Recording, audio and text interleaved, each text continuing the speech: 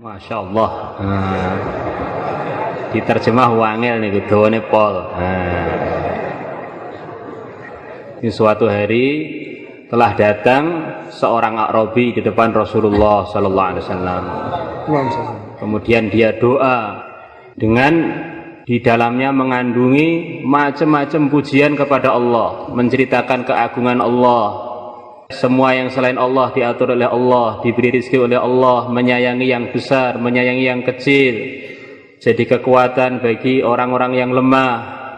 Dialah yang menciptakan langit, menciptakan bumi, menciptakan seluruh makhluk dengan sempurna. Dialah yang memberikan rezeki, yang menolong. Dialah jadi pembelanya orang-orang yang ingin dibela. Dialah Allah yang menciptakan, selain Allah diciptakan. Dialah Allah yang menjaga, selain Allah dijaga. Dialah Allah yang mengatur, selain Allah diatur. Dialah Allah yang tahu berapa ukuran seluruh air yang ada di lautan, kemudian beratnya berapa gunung-gunung, tahu pojokan-pojokan langit jumlahnya, luasnya berapa, hanyalah Allah yang tahu. Arabi tadi memuji-muji Allah dengan begitu panjang. Akhirnya Rasulullah Shallallahu Alaihi Wasallam bilang pada seorang sahabat, "Hei sahabatku, kalau A'rabi tadi sudah datang, sudah selesai doanya, suruh datang kepada saya." Maka A'rabi tadi datang kepada Rasulullah Shallallahu Alaihi Wasallam. Kemudian Nabi menghadiahkan kepada dia satu kantong uang dari emas. Maka A'rabi tadi jadi senang sekali. Ditanya oleh Nabi, "Wahai A'rabi, tahukah kamu kenapa kamu saya beri hadiah satu kantong uang ini?" "Tahu ya Rasulullah, karena saya dengan Tuhan ada kerabat. Dulu kakek Tuhan Nabi Ismail alaihi salatu wassalam telah menikah dengan wanita dari kami, dari kabilah Jurhum, dari Yaman. Akhirnya dari beliau keluarlah keturunan-keturunan termasuk engkau ya Rasulullah." Maka Nabi mengatakan, "Benar, kamu memang kerabat saya, orang Yaman kerabat saya. Tapi bukan karena itu saya memberikan uang kepada kamu. Saya memberikan uang kepada kamu karena kamu begitu bagus memuji kepada Allah dengan pujian-pujian yang begitu panjang yang diceritakan tadi."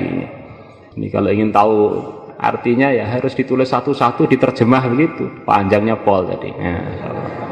اليوم جاءت عظمة الدنيا وعظمة المخلوق وعظمة الأسباب في قلوبنا. Sekarang ini telah datang keagungan dunia, keagungan asbab, keagungan makhluk di hati kita. Benda-benda telah menjadi besar di hati kita. Na'udzubillah, bisa-bisa keagungan Allah menjadi mengecil di hati kita. Kita ini telah tenggelam dalam macam-macam kebendaan, dalam perkantoran, dalam pekerjaan, dalam macam-macam kesibukan dunia. Akhirnya keagungan Allah, keagungan benda-benda menjadi membesar di hati kita. Keagungan Allah menjadi mengecil di hati kita. Sebaliknya para sahabat, mereka sibuk mengagungkan Allah, sibuk mengamalkan agama Allah, memperjuangkan Allah. Akhirnya mereka berhasil mengecilkan selain Allah di hati mereka. Masya Allah. Ini diceritakan para sahabat nih, mereka berhasil mengecilkan selain Allah dari hati mereka. Diceritakan ada seorang sahabat diutus oleh Rasulullah Sallallahu Alaihi Wasallam untuk mengambil upeti dari negeri Bahrain, yang mana negeri Bahrain dari Madinah perlu menyeberang selat, perlu menyeberang lautan. Maka pasukannya Al-Hadrami tidak mawajatus sufun, mereka tidak menemukan adanya perahu. Akhirnya mereka bilang, Al-Hadrami bilang kepada lautan, "Hei percikan-percikan air ini, kalian tidak berhak untuk menghalangi perjalanan kami fisabilillah." Maka beliau mengucapkan 4 kalimat yang biasa kita dengar, "Ya Ali ya Azim, ya Halimu ya Alim." Dia tadi ditambah ya Karim atau apa? "Ya Mujiz ajizna." Wahai Allah yang maha menyeberangkan, seberangkan kami untuk menuju Bahrain. Maka diceritakan Al-Ala Al-Hadrami dengan pasukannya menyeberang lautan. Dan di situ ada Abu Hurairah yang meriwayatkan hadis ini. Beliau cerita, "Demi Allah, telapak-telapak kuda kami dan telapak-telapak unta kami tidak basah begitu menyeberang di atas lautan itu. Tidak nempel di atas lautan. Sepertinya nyeberang tapi ternyata ngambang di atas udara itu." Maka begitu orang-orang Persia melihat pasukannya Al-Ala Al-Hadrami, mereka ketakutan. Mereka bilang demit. Nah, dewan, jin. Akhirnya lari tunggang langgang. Nah, Allah, beliau ceritakan ini keramatnya Ala ini seakan-akan melebihi mukjizatnya Nabi Musa. Nah, kalau Nabi Musa dulu berjalan dengan lautan dibelah menjadi 12, akhirnya beliau berjalan di atas daratan. Jadi kalau Ala ini tidak, berjalannya di atas lautan dan tidak nempel di lautan tersebut.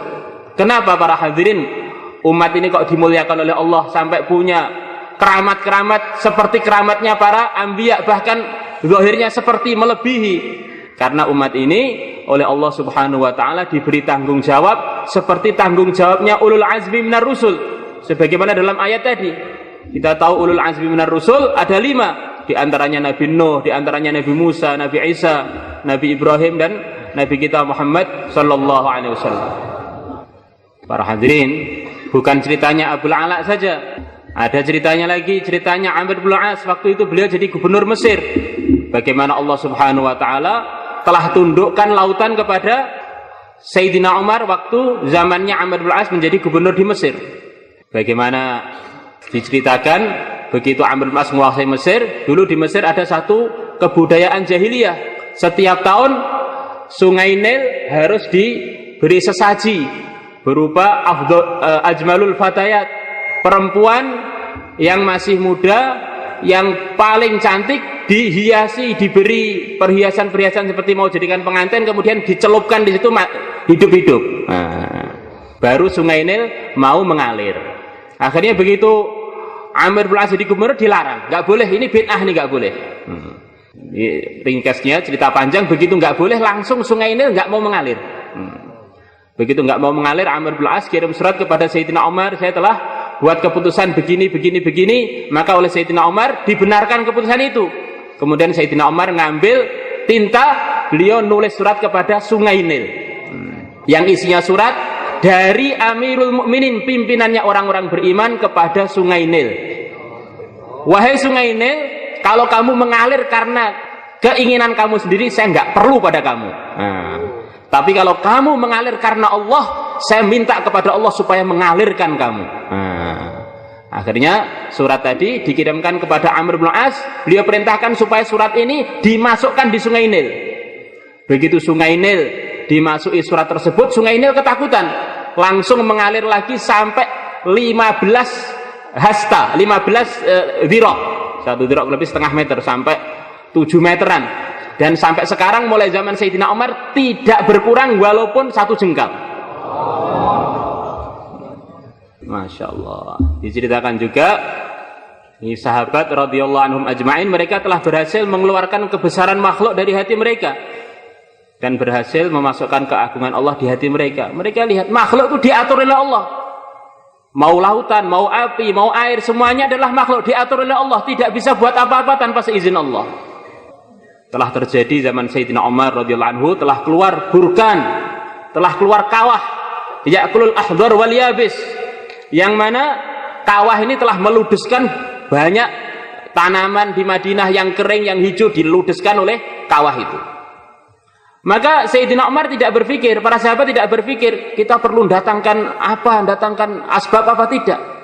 Berpikir ini kawah ini juga makhluknya Allah. Maka beliau berpikir kira-kira jalan keluarnya bagaimana. Maka beliau ingat suatu hari Rasulullah SAW telah datang ke masjid. Masjid biasanya nggak ada lampunya, tiba-tiba masjid itu sudah dipasang lampu-lampu hidup. Maka beliau tanya, siapa yang masang lampu di masjid ini? Maka Rasulullah dibilang telah dipasang oleh Tamim Ad-Dari ya Rasulullah Sallallahu Alaihi Wasallam. Pertama kali yang beri lampu di Masjid Nabawi. Maka Nabi bilang kepada Tamim Ad-Dari, saya doa untuk kamu biar api tidak menyentuh kamu waktu kamu hidup ataupun waktu kamu telah mati. Wah, ini yang cocok untuk menyelesaikan ini orang yang telah didoakan Nabi ini. Maka Tamim dipanggil oleh Sayyidina Umar. Tamim, kamu tak beri tugas. Ini ada kawah keluar, kamu usir kawah itu. Maka Sayyidina Umar di belakangnya Tamim di depan. Tamim bilang Allahu Akbar. Akhirnya api ini mundur. Begitu mau nyentuh Tamim, apinya mundur, takut. Allah Akbar, mundur lagi, dimundurkan, didorong-dorong sampai masuk ke lubangnya terakhir, kemudian ditutup. Selesai masalah. Nah, maka Sayyidina Umar bilang, Masya Allah, saya lihat sendiri kejadian luar biasa ini. Orang yang melihat langsung tidak seperti orang yang hanya sekedar mendengar. Saya melihat keajaiban yang luar biasa di depan mata saya. Tamim berhasil memasukkan api di dalam lubangnya lagi, Insya Allah. Masya Allah para hadirin. Terjadi juga ada seorang tabi'i zamannya Sayyidina Umar, ada seorang tabi'i dari Yaman namanya Abu Muslim Al-Khawlani. Waktu beliau hidup ada seorang yang wajahnya jelek, hitam lagi, namanya Aswad Al-Ansi. Dia ngaku yad'in nubuwah, dia ini ngaku jadi nabi. Maka dia manggil Abu Muslim Al-Khawlani untuk memaksa beliau mengakui dia sebagai nabi. Abu Muslim ditanya, "Hai Abu Muslim, apakah kamu bersaksi bahwa tidak ada Tuhan selain Allah dan Muhammad Rasulullah?" "Iya, saya bersaksi begitu itu." "Apakah kamu bersaksi bahwa tidak ada Tuhan selain Allah dan aku Rasulullah?" "Saya enggak dengar apa yang kamu katakan, kuping saya enggak dengar." Maka Aswad Al-Ansi marah pada Abu Muslim. Akhirnya dia nyuruh orang-orang buat api unggun besar. Akhirnya Abu Muslim dimasukkan ke api. Dalam satu riwayat beliau dimasukkan di api itu selama 3 hari. Dalam riwayat yang lain selama 7 hari dalam api. Selepas 7 hari tidak ada satu helai rambut pun beliau yang tersentuh api. Sebagaimana Nabi Ibrahim alaihi salatu wassalam. Kalau Nabi Ibrahim 40 hari, beliau 7 hari. Karena beliau walaupun orang jauh dari Nabi, tapi karena beliau menghidupkan amalan dakwah, amalan agama, akhirnya Allah tolong beliau sebagaimana tolong Nabi kita Muhammad SAW, sebagaimana tolong ulul azmi, sebagaimana Allah tolong Nabi Ibrahim alaihissalatu wassalam, yang mana beliau telah berhasil menafikan selain Allah dari hati beliau. Akhirnya beliau diusir dari Yaman oleh Aswad, diusir, kemudian beliau pergi ke Madinah. Begitu sampai ke Madinah, beliau ketemu dengan Sayyidina Umar bin Khattab radhiyallahu anhu. Maka Sayyidina Umar senang sekali ketemu di beliau. "Alhamdulillah, saya sebelum mati ditemukan di kalangan umat Muhammad ini ada orang yang telah terjadi pada dia sebagaimana kejadian pada Nabi Ibrahim alaihi salatu wassalam." Masya Allah para hadirin melakukan Allah subhanahu wa ta'ala. Bagaimana kita meyakini bahwa seluruh makhluk ini tanpa izinnya Allah tidak bisa buat apa-apa. Samudra tidak bisa menenggelamkan kecuali dengan izinnya Allah, dengan perintahnya Allah. Samudra yang sama bisa menenggelamkan, samudra yang sama bisa menyelamatkan. Sebagaimana cerita Nabi Musa alaihissalatu wassalam dengan Fir'aun. Bagaimana Allah subhanahu wa ta'ala telah ceritakan Nabi Musa dengan santri-santrinya telah pergi untuk menyelamatkan diri dari kedzaliman Fir'aun. Akhirnya mereka sampai di pinggir lautan. Maka Bani Israel teriak-teriak ketakutan karena di depannya lautan, di belakangnya Fir'aun. Mereka bilang, "Inna lamudrakun." "Hai Musa, kami semuanya akan hancur nih, ditangkap oleh Fir'aun." Beliau mengatakan, ini kaumnya Nabi Musa ini enggak ada sifat da'i, maka imannya lemah. Hanya ibadah, tapi dakwahnya kurang, akhirnya imannya lemah katanya. Da'inya hanya satu saja, Nabi Musa saja, yang lainnya ngikut tok, enggak ada fikir. Akhirnya Nabi Musa mengatakan, "Kalla inna ma'iya rabbi sayahdin." Jangan ngomong begitu. Allah bersama aku akan berikan petunjuk kepada aku. Maka Nabi Musa alaihissalatu wassalam diperintahkan oleh Allah untuk mementungkan tongkat beliau ke lautan. Fangfalaqa fakana kullu firqin qattaudil azim. Maka lautan terbelah menjadi 12 belah. Setiap belah itu menjadi jalan-jalan yang begitu besar dan lebar seperti gunung-gunung yang di lautan dibelah-belah gitu. Maka akhirnya Nabi Musa alaihissalatu wassalam dengan Bani Israel menyeberang. Laut yang sama menyelamatkan Nabi Musa. Akhirnya Fir'aun mengikuti. Laut yang sama menghancurkan Fir'aun dan bala tentaranya. Allah Maha Kuasa, barang yang sama untuk menyelamatkan Musa dan bala tentaranya, dan untuk menghancurkan Fir'aun dan bala tentaranya. Begitu juga api, para hadirin yang dimuliakan Allah subhanahu wa ta'ala. Api itu tidak bisa memberikan manfaat dan madarat tanpa seizin Allah. Sebagaimana kejadian zaman Nabi Ibrahim alaihissalatu wassalam, api tidak bisa membakar tanpa izinnya Allah subhanahu wa ta'ala. Begitu juga ceritanya Nabi Ibrahim alaihissalatu wassalam. Begitu beliau diperintahkan oleh Allah untuk menyembelih Nabi Ismail, maka beliau telah membawa pisau yang begitu tajam. Tapi pisau ini juga tanpa izinnya Allah tidak bisa buat apa-apa. Maka digesekkan di lehernya Nabi Ismail, tidak mempan. Maka Nabi Ibrahim lihat ini apa kurang tajam. Beliau bacokkan di batu yang di samping beliau, batu terbelah menjadi dua. Pisau yang sama bisa membelah batu, pisau yang sama dibacokkan kepada Nabi Ismail tidak mempan. Kemudian Allah Subhanahu wa taala memutuskan untuk mengganti pengorbanan Nabi Ismail dengan domba dari surga. Maka domba diturunkan dari surga. Begitu pisaunya Nabi Ibrahim digesekkan ke lehernya domba, langsung lehernya domba langsung tersembelih. Maka semuanya para hadirin Allah, semua makhluk tanpa izinnya Allah tidak bisa buat apa-apa. Para hadirin, Allah Subhanahu wa taala Maha Kuasa. Allah Subhanahu wa taala kuasa menciptakan apa saja dengan kudratnya tanpa asbab. Sebagaimana kakek kita Adam alaihissalatu wassalam, Allah ciptakan kakek kita Adam dari kun, langsung jadi. Tidak perlu ayah, tidak perlu ibu, tidak perlu mengandung. Begitu juga Allah Subhanahu wa taala berkuasa menciptakan Nabi Isa dari ibu saja tanpa ayah, keluarlah Nabi Isa alaihi salatu wassalam. Begitu juga ceritanya Nabi Saleh alaihi salatu wassalam. Allah kuasa mengeluarkan unta bukan dari perutnya unta, tapi dari batu. Allah keluarkan untanya Nabi Saleh dari batu. Maka para hadirin subhanahu wa ta'ala, Allah juga berkuasa menciptakan makhluknya dari asbab. Tapi kita harus ingat, asbab ini juga ciptaan Allah, tidak bisa memberikan apa-apa tanpa seizinnya Allah. Jangan sampai karena kita ini berkecimpung dengan asbab, lupa bahwa asbab ini juga ciptaan Allah, tanpa izin Allah tidak bisa buat apa-apa. Para hadirin akan Allah Subhanahu wa taala, karena kita ini hari-hari terus sibuk dengan asbab, akhirnya telah datang rusak pada yakin kita.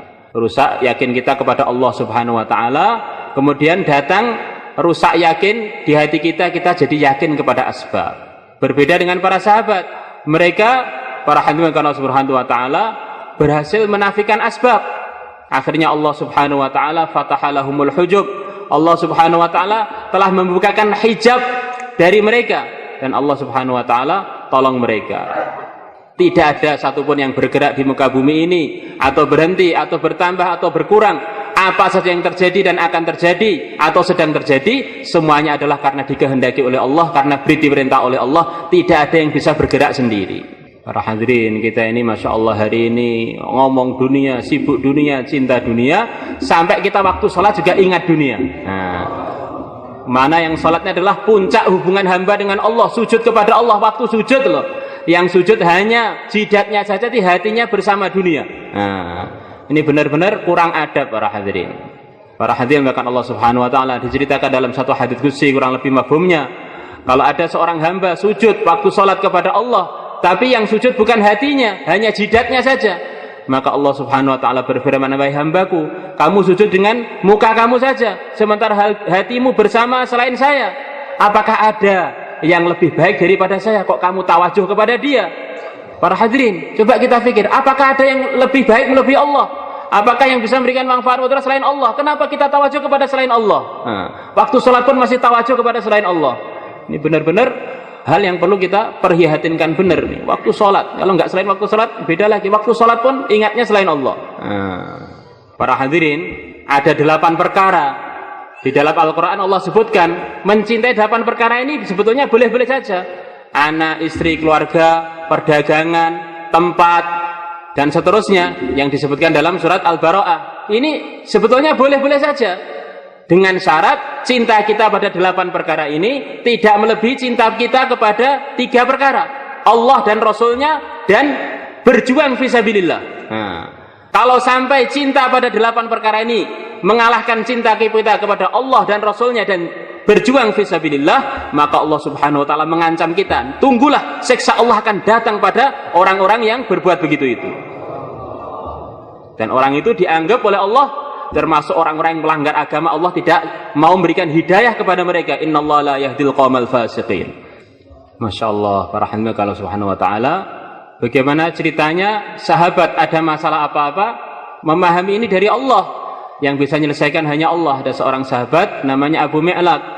Dia biasa berdagang untuk memperdagangkan harta-harta sahabat-sahabat yang lain. Sahabat-sahabat pada titip uang pada beliau, titip harta, kemudian beliau mudharabah diperdagangkan. Maka beliau dalam safar dagang beliau. Di tengah-tengah perjalanan beliau dicegat oleh perampok. Perampok tadi bilang kepada Abu Mi'laq, wahai Abu Mi'laq, malaka wa nafsaka, berikan harta kamu dan diri kamu, bondomu lan nyawamu tak jaluk. Maka Abu Mi'laq bilang, harta saya saja kamu ambil, biarkan saya selamat. Tidak, saya sukanya harta dan nyawa. Maka Abu Mi'laq bilang, kalau memang kamu begitu, izinkan saya sholat 2 rakaat. Bukan sholat biasa para hadirin, ini sholat hakiki, bukan seperti sholat kita, sholat yang kosong. Ini sholat hakiki yang akhirnya mendatangkan penyelesaian masalah. Maka beliau pun sholat. Beliau sholat 4 rakaat, dalam satu riwayat beliau sholat 4 rakaat. Ada 2 rakaat juga riwayat. Maka beliau sholat sambil doa dengan doa yang masyhur, ya wadud ya dzal arsyil majid ya fa'alan lima yurid, as'aluka bi'izzatika allati la turam wa mulkika alladhi la yudam wa binurika alladhi mala'a arkana 'arsyik an takfiyani syarra hadzal lis ya mughith aghithni ya mughith aghithni ya mughith aghithni. Maka belum selesai beliau menyelesaikan salatnya, maka telah datang malaikat membunuh si perampok tadi. Perampoknya sudah berlumuran darah, mati di dekat beliau. Maka begitu beliau selesai salat, maka beliau bilang pada malaikat satu perkataan yang menunjukkan tawajuh beliau bukan pada makhluk, tawajuh beliau hanya kepada Allah. Beliau tanya pada malaikat tadi, siapa kamu yang Allah telah jadikan kamu asbab untuk menolong saya? Beliau tidak tanya pada dia, siapa kamu yang telah menyelamatkan saya? Tidak, siapa kamu yang telah Allah jadikan asbab untuk menolong saya? Maka beliau bilang, malaikat tadi bilang, saya adalah malaikat dari langit yang keempat. Waktu kamu doa, maka langit pertama goncang, langit kedua goncang, langit ketiga goncang, sampai langit keempat. Aku minta izin kepada Allah, ya Allah, izinkanlah aku untuk jadi asbab nolong hamba engkau yang lagi kesusahan itu.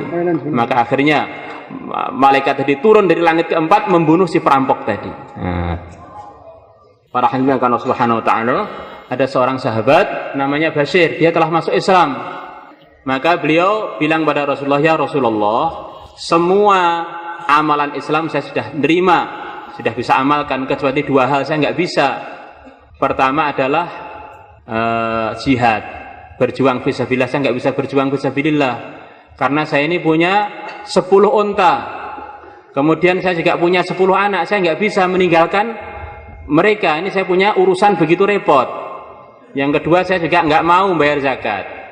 Maka Rasulullah SAW bersabda kepada Bashir, kalau kamu nggak mau berjuang fisabilillah, kemudian nggak mau infak, kamu nanti masuk surga caranya bagaimana? Ini seakan-akan Nabi SAW bilang kepada Bashir, nggak bisa kamu masuk surga kalau nggak mau berjuang fisabilillah dan nggak mau zakat.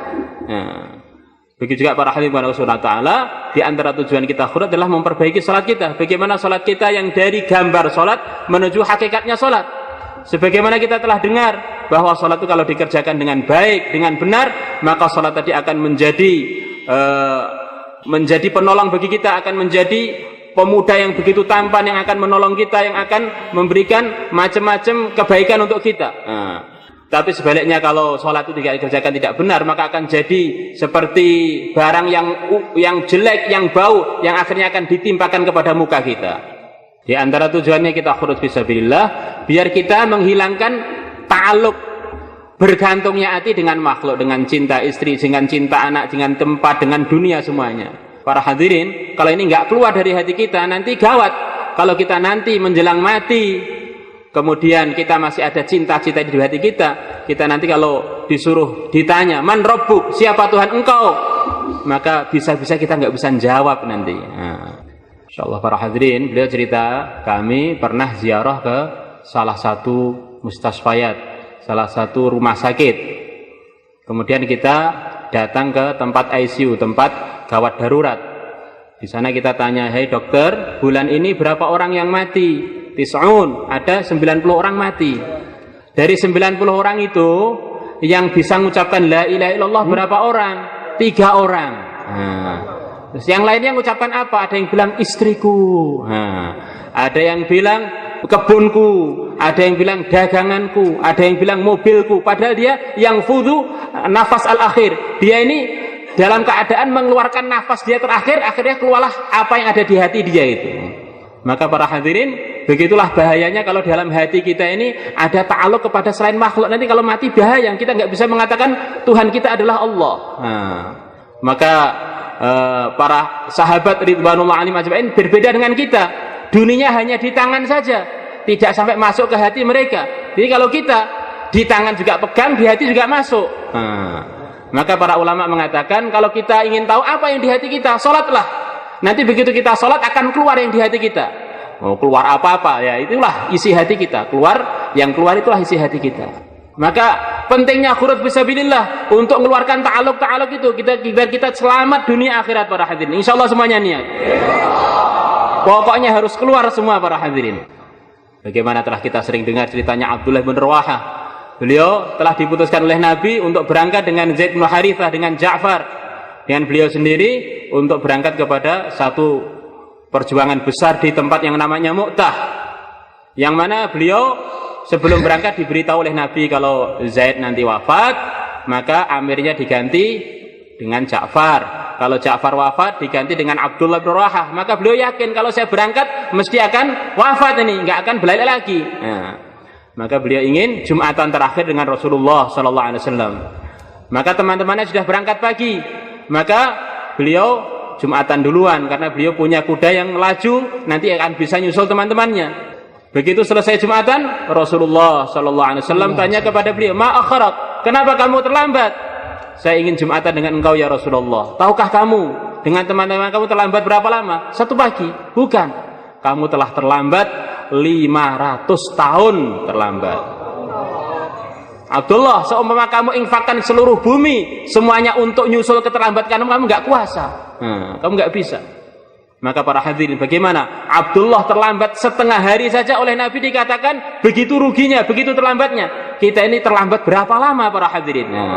Kesempatan khurut ada di depan kita, kesempatan berjuang ada di depan kita. Kenapa kita menunda-nunda lagi? Semuanya insya Allah khurut para hadirin. Bagaimana Maulana Ilyas rahimahullah, beliau wasiat kepada putra beliau Maulana Yusuf supaya pegang dengan amal dakwah ini. Kamu akan mendapatkan macam-macam kemanfaatan dan nusratullah. Sebaliknya kalau kamu tinggalkan, kamu akan seperti orang-orang dulu lagi, akan terlantar, tidak ditolong oleh Allah. Ini Masya Allah, sifat-sifatnya orang Indonesia ini begitu luar biasa. Maka punya kewajiban untuk disebarkan seluruh dunia. Para hadirin, jumlahnya orang di dunia ini sekarang kurang lebih 6 miliar. Yang muslim kurang lebih 1 miliar. Maka siapa yang tanggung jawab untuk mendakwai 5 miliar yang masih kafir itu? Tanggung jawab kita semua insya Allah.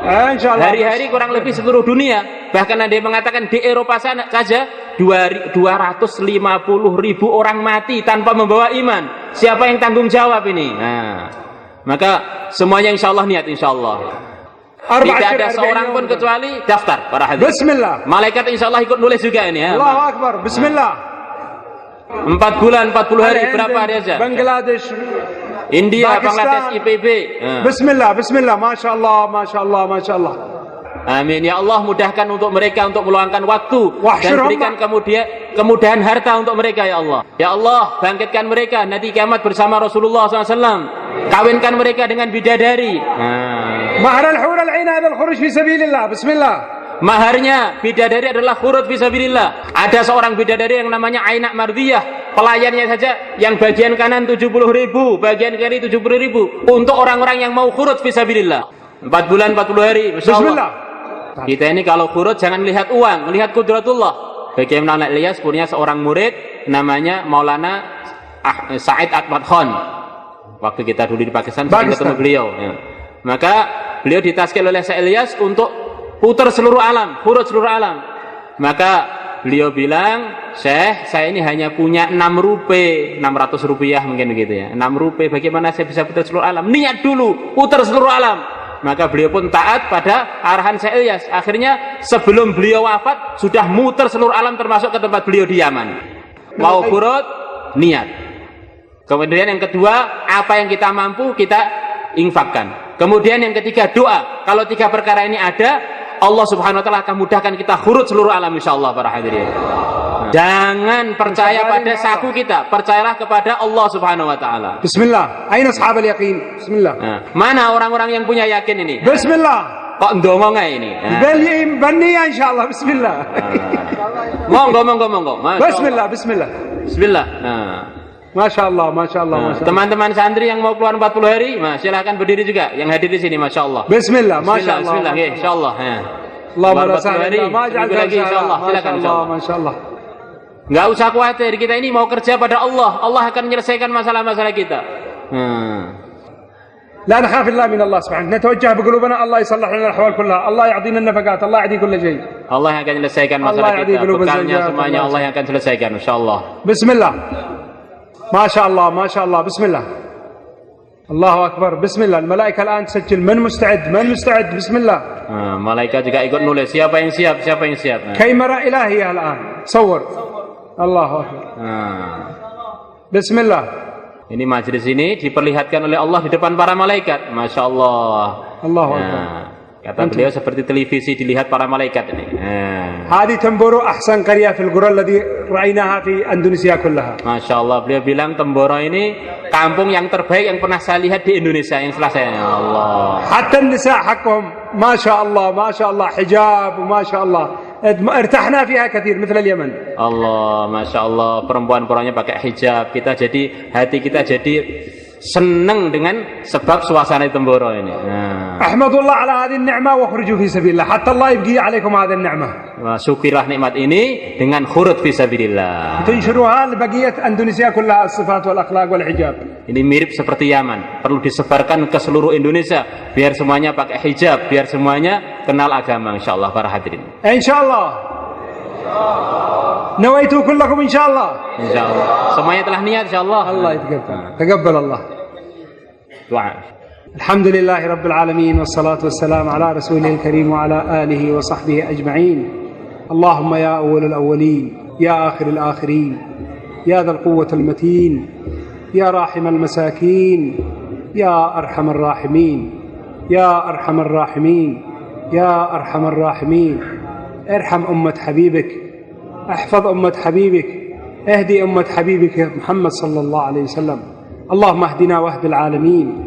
اللهم اهدنا واهد الناس جميعا. آمين. اللهم اهدنا واهد الناس جميعا. آمين. اللهم اهد الإنس والجان وعبدة الأوثان. اللهم احيا الدين كله في العالم كله إلى قيام الساعة واجعلنا سببا لذلك. وأبطل الباطل كله في العالم كله إلى قيام الساعة واجعلنا سببا لذلك. اللهم إنا نسألك موجبات رحمتك وعزائم مغفرتك والسلامة من كل إثم والغنيمة من كل بر والفوز بالجنة والنجاة من النار. لا تدع لنا ذنبا إلا غفرته ولا هما إلا فرجته ولا عسيرا إلا يسرته ولا دينا إلا قضيته ولا مريضا إلا شفيته ولا ضالا إلا هديته ولا حاجة هي لك رضا ولنا فيها صلاح إلا قضيتها ويسرتها برحمتك يا أرحم الراحمين. ربنا آتنا في الدنيا حسنة وفي الآخرة حسنة وقنا عذاب النار. سبحان ربك رب العزة عما يصفون وسلام على المرسلين والحمد لله رب العالمين. صلى الله وسلم على محمد وعلى آله وصحبه. جزاكم الله خير. terima kasih. السلام عليكم. Waalaikumsalam warahmatullahi wabarakatuh. جزاكم الله خير.